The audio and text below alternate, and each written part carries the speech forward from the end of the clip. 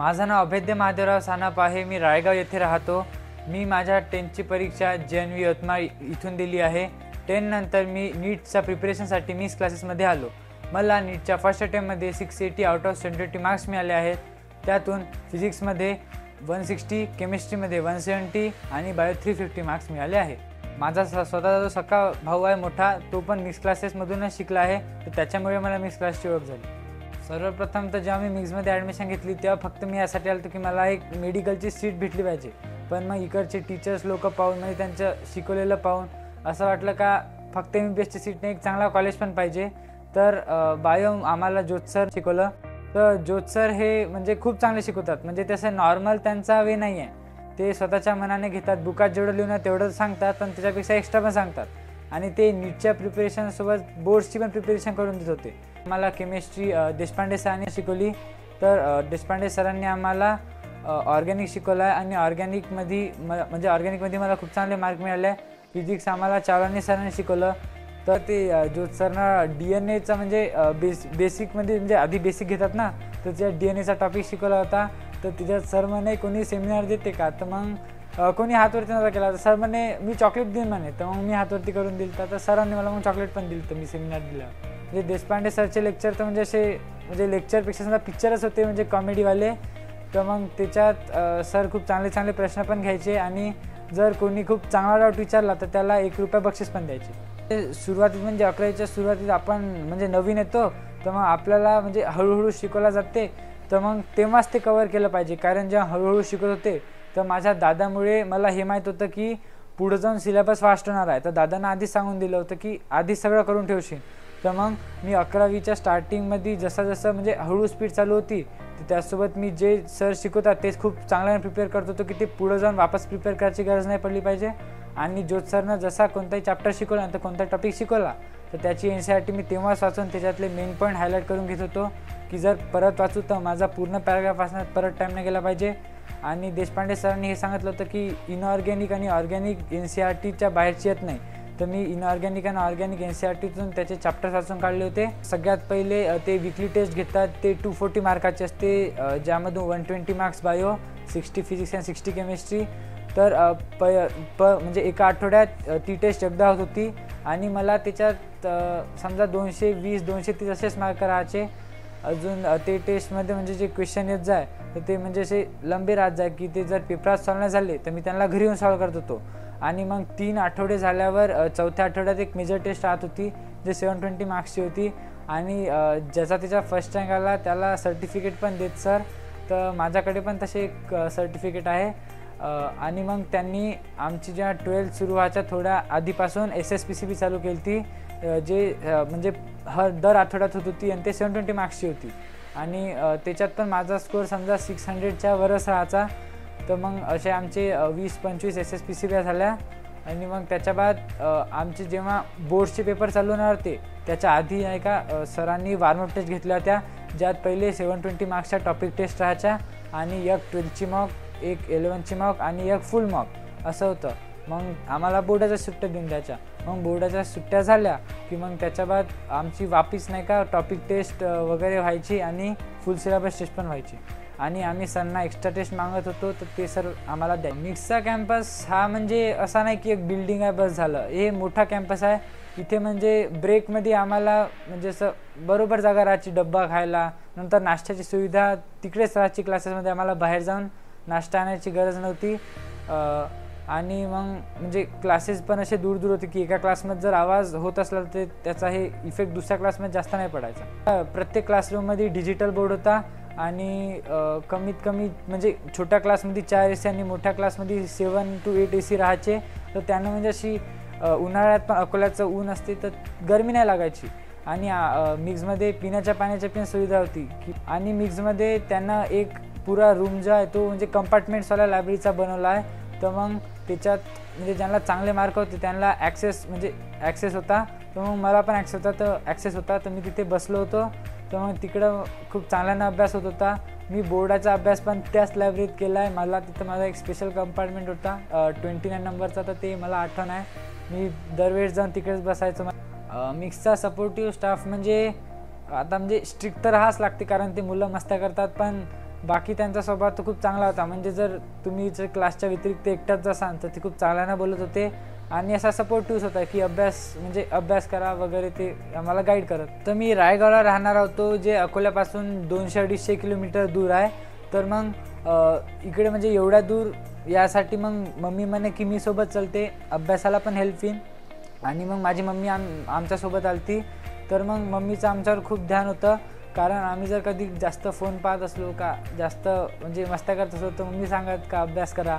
आणि पप्पा पण दर 2 आठवड्याला भेटायला येत आणि कधी कधी दादा पण कॉलेजमधून सुट्ट्या काढून भेटायला येत. मला मिक्समध्ये आवडलेल्या महत्त्वाच्या गोष्टींपैकी पहिली गोष्ट ही की इकडची म्हणजे टेस्ट सिरीज खूप चांगली होती. त्याच्यातले प्रश्नांची क्वालिटी खूप चांगली होती आणि मला त्याच्यातले काही प्रश्न तर तसे म्हणजे पेपरात रिपीट होताना पण दिसले. मला मिक्समध्ये आवडलेल्या महत्त्वाच्या गोष्टींपैकी दुसरी गोष्ट ही की म्हणजे इकडं टीचर्स लोक डिसिप्लिन मेंटेन ठेवत. म्हणजे देशपांडे सरची स्ट्रिक्टनेसमुळे पोरं म्हणजे घाबरत सरांना, म्हणजे मस्त्या नाही करत. आणि मग यांना क्लासमध्ये म्हणजे कोणी क्लासमध्ये नसलं तरी शांतता राहा आणि अभ्यास करायला मदत होईल. मला मिक्समध्ये आवडलेली तिसरी महत्त्वाची गोष्ट ही की इकडच्या टीचर्सचा खूप फ्रेंडली नेचर होता आणि हे म्हणजे डाऊट सांगायसाठी अशी काही म्हणजे गडबड नाही करे, एकदम आरामात सांगे आणि एकदम फ्रेंडली नेचरमध्ये सांगे. कोणते डाऊट तर समजा आम्ही चालता बोलता पण डिस्कस करतो तरी सर सांगून दे. Proud to be मिक्सियन. माझं नाव महादेवराव धारराव सानप. माझं गाव ब्राह्मणवाडा, जिल्हा वाशिम. मी राहतोय नोकरीच्या निमित्ताने राळेगाव, जिल्हा यवतमाळ येथे. मी महसूल विभागामध्ये मंडळाधिकारी म्हणून कार्यरत आहे.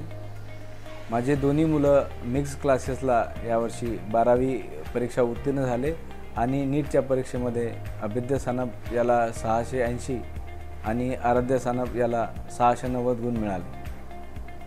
त्यांच्या या यशाचं सर्व श्रेय ते आपल्या टीचर यांना देतात आणि त्यांच्या या गुणाचं जे काही सर्वांनी कौतुक केलं त्याचं मला खूप समाधान, आनंद होत आहे. मी दर 15 दिवसाला किंवा मग 3 आठवड्याला राळेगाववरून यवतमाळ मार्गे इथे अकोल्याला यायचो मुलांना भेटण्याकरिता, त्यांच्या अभ्यासाचा सर्व आढावा घेण्याकरिता. त्यानिमित्ताने मी 2 ते 3 वेळा मिक्स क्लासेसला भेट दिली. त्या ठिकाणी त्यांचा जो स्टाफ आहे त्यांच्यासोबतसुद्धा मला कधी चर्चा करायचा वेळ मिळाला. त्यांचा स्टाफ अतिशय चांगल्या पद्धतीने मला सहकार्य करत होता. त्या ठिकाणी टीचर लोकांशी देखील माझा बराच वेळा चर्चा झाली या विषयावरती. त्यांचा जो स्टाफ होता त्यांच्याकडून कधी मुलांच्या नोट्स वगैरे घ्यायला मला गरज पडली, तर त्या नोट्स वगैरे मी घेऊन मुलांना दिल्या. तर या प्रसंगी त्यांचं जे सहकार्य मला खूप छान लाभलं. कधी त्यांचे जे टीचर्स आहे देशपांडे सर, जोत सर यांच्याशी देखील माझी चर्चा व्हायची.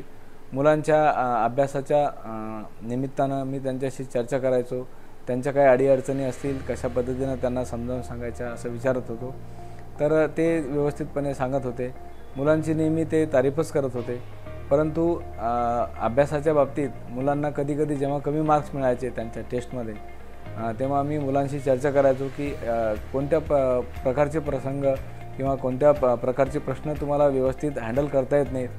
त्यांच्याशी चर्चा करून मी माझ्या त्यावेळेच्या 12वीच्या काळामध्ये जे काही मला अनुभव आले ते त्यांना सांगायचो आणि त्यांचे प्रश्न कशा पद्धतीने पुढे अशा पद्धतीचे प्रश्न त्यांना त्रास देणार नाही याचा मी विचार करायचो आणि त्यांना सांगायचो. माझा जो मोबाईल नंबर आहे तो मिक्स क्लासेसला लिंक केलेला होता ज्यावेळेस त्यांचे ॲडमिशन झाले त्यावेळेस. आणि मुलं जेव्हा लायब्ररीमध्ये जायचे त्याचा मेसेज देखील मला यायचा.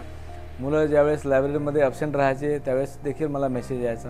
त्यांचे जे वारंवार टेस्ट व्हायच्या त्याचे जे मार्क्स असतात ते मला माझ्या मोबाईलवर समजायचे, त्याचा मेसेज यायचा.